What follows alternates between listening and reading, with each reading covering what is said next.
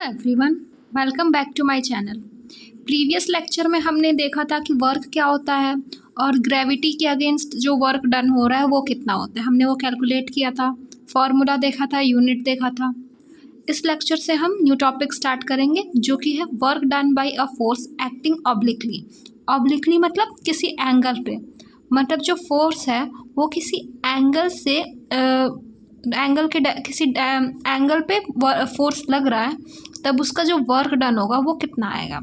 ठीक है, तो चलो डेफिनेशन से स्टार्ट करते हैं। Sometimes the movement of a body is at an angle to the direction of applied force, so the work done in pulling the body will be equal to the product of horizontal component of force and distance moved by a body। देखो, कभी कभार क्या होता है कि हम ना जो बॉडी का मूवमेंट होता है वो किसी एक डायरेक्शन में होता है अप्लाइड फोर्स के, तब क्या होगा कि जो वर्क डन होगा किसी भी ऑब्जेक्ट को पुल करने के टाइम वो क्या होगा, प्रोडक्ट होगा horizontal component of force and distance move by the body. ठीक है, इन सब का मल्टीप्लिकेशन होगा। अब देखो समझते हैं कि क्या रहा है। अभी तो हमने बस एक मतलब डिफाइन को टर्म देखा। मानो कि एक ये बच्चा है, ठीक है, इसने एक किसी एंगल पे, ये इसकी टॉय कार है, वो इसे खींच के इधर की तरफ ले जा रहा है। ठीक है, अब ये खींच के इधर से रहा है, इधर की तरफ, मतलब ऐसे इस डायरेक्शन में, ऐसे डायरेक्शन में उसने पकड़ा है, मतलब मानो ये रोप है और खींच रहा है और इस तरफ के डायरेक्शन में मोशन हो रहा है। तो फोर्स किधर लग रहा है, इधर के मोशन में, और इधर की डायरेक्शन में ऑब्जेक्ट डिस्टेंस ट्रेवल कर रहा है। ठीक, तो यहाँ पर थीटा है। तो जो हॉरिजॉन्टल कंपोनेंट होता है किसी भी एंगल का, जो इस एंगल के साथ वाला जो कंपोनेंट होता है वो एफ कॉस थीटा होता है, और जो वर्टिकल कंपोनेंट होता है जो एंगल के साथ नहीं इसके इधर वाले डायरेक्शन में रहता है वो एफ साइन थीटा होता है। ठीक है, अगर मान लो, मतलब एक टर्म देख रहे हैं कि अगर मानो कि ऐसे है और ऐसे टर्म में हमारा थीटा लग रहा है तो एफ कॉस थीटा ये हो जाएगा। ठीक है, कंफ्यूज होने की ज़रूरत नहीं है, बस मैं ये बता रही हूँ कि जो थीटा है उसके साथ वाला जो लाइन रहता है, जो कंपोनेंट जा रहा होता है वो कॉस थीटा होता है, और जो नहीं होता है वो एफ साइन थीटा होता है। ठीक, तो यहाँ पर एफ कॉस थीटा होगा। ठीक है, क्योंकि यहाँ पर ये वाला थीटा है और इस डायरेक्शन में हमारा बॉडी डिस्प्लेस हो रहा है। ठीक है, तो एफ कॉस थीटा हो जाएगा। ठीक, तो फोर्स क्या हम लेंगे, एफ कॉस थीटा, ये एफ का एफ कॉस थीटा लेंगे, और जो डिस्टेंस ट्रेवल कर रहा होगा वो लेंगे।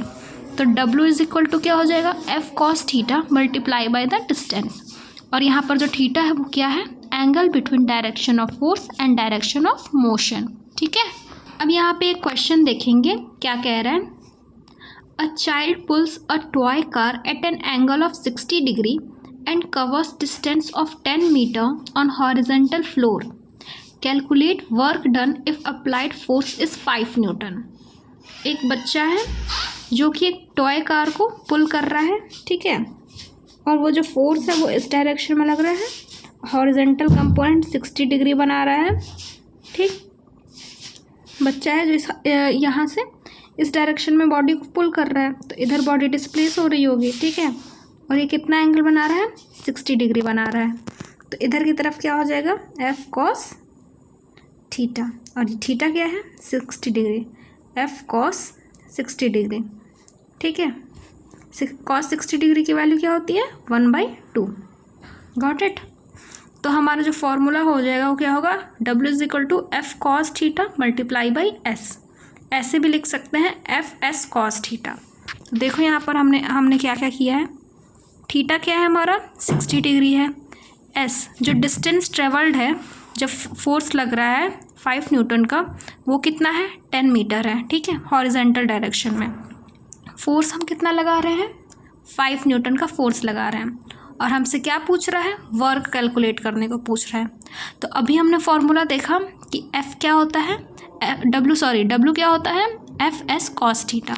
ठीक है, तो एफ क्या है 5, एस क्या है 10, cos theta cos 60 degree, cos 60 degree की वैल्यू क्या होती है, 1/2। तो जो वर्क डन होगा वो क्या आ जाएगा, 25 जूल। ठीक है, तो जो चाइल्ड है उसको टॉय कार पुल करने के लिए कितना वर्क डन करना पड़ रहा है, 25 जूल का। कब करना पड़ रहा है, जब वो 60 डिग्री एंगल पे किसी भी टॉय कार को क्या कर रहा है, पुल कर रहा है, और जो डिस्टेंस ट्रेवल किया उसने वो 10 मीटर का किया, और उसको पुल करने के लिए उसे कितना फोर्स लगा, 5 न्यूटन का फोर्स लगा। Got it. तो वर्क डन हमारा क्या आ जाएगा, 25 जूल आ जाएगा। ओके। अब यहाँ पे एक नोट पॉइंट दिया है, देखो क्या लिखा है, when displacement of body is perpendicular to direction of force then no work is done. ठीक है, ये क्या कह रहा है कि जब डिस्प्लेसमेंट जो बॉडी है वो डिस्प्लेस कर रहा है फोर्स के 90 डिग्री एंगल पे, मतलब जो फोर्स है और जो बॉडी का डिस्प्लेसमेंट है उन दोनों के बीच 90 डिग्री का एंगल बन रहा है, तो जो वर्क डन होगा वो क्या होगा, ज़ीरो होगा। मतलब फिजिक्स के अकॉर्डिंग हम क्या कहेंगे कि हमने कोई काम नहीं किया है। Got it. ऐसा क्यों, क्योंकि हमारा डब्ल्यू का फॉर्मूला क्या होता है, एफ एस कॉस थीटा होता है। ठीक है, और कॉस थीटा में थीटा हमें कितना लेना है, 90 डिग्री, और कॉस 90 डिग्री की वैल्यू क्या हो जाएगी, ज़ीरो हो जाएगी।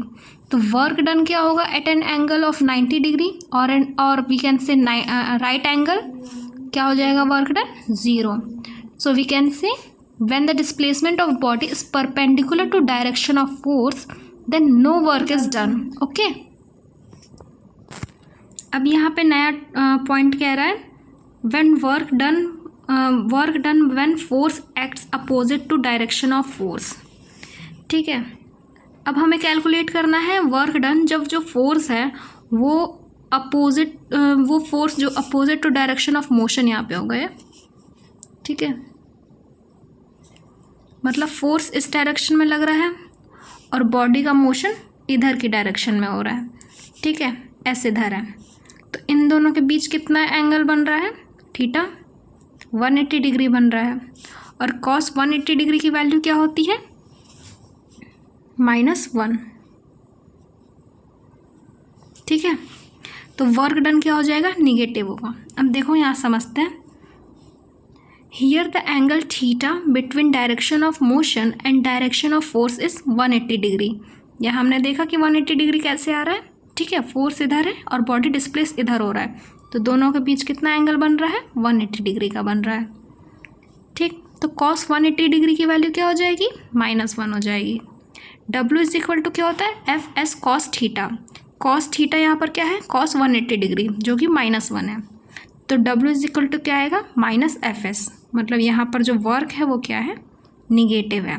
ओके।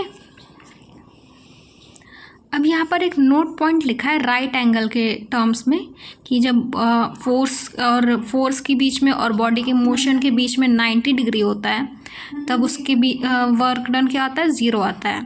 तो यहाँ पर एक एग्जांपल दिया है वहाँ, the satellite like moon move around the earth in a circular path. In this case the gravitational force acts on satellite at right angle to direction of motion of satellite, so work done is zero. अब देखो यहाँ पे मैंने read तो कर दिया, but आप समझते हैं कि क्या रहा है। जो सैटेलाइट है वो कैसे अर्थ के अराउंड मूव कर रहा होता है, एक सर्कुलर पाथ पे मूव कर रहा होता है। ठीक है, तो मानो ये मूव कर रहे हैं, यहाँ पे ये सैटेलाइट है।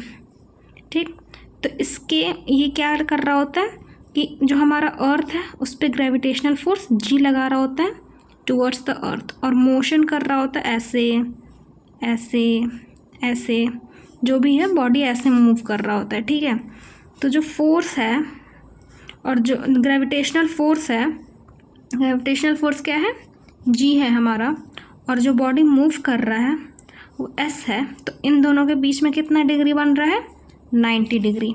और हमने अभी क्या पढ़ा था कि cos 90 डिग्री क्या होता है, ज़ीरो। ठीक है, तो यहाँ पे भी हम कह सकते हैं कि जो सैटेलाइट मूव कर रहा है अर्थ के चारों तरफ, उसमें जो वर्क डन है वो ज़ीरो है। क्यों, क्योंकि जो ग्रेविटेशनल फोर्स है और जो बॉडी का मोशन है, जो सैटेलाइट का मोशन है, उन दोनों के बीच का एंगल क्या है, 90 डिग्री है, और cos 90 डिग्री की वैल्यू ज़ीरो होती है। और W is equal to F S cos theta से हमने देखा W is equal to F into S into zero, then the work done is equal to zero हो जाएगा। तो यहाँ पे वर्क डन क्या हो जाएगा, ज़ीरो। ठीक है, आप लोग समझ गए होंगे।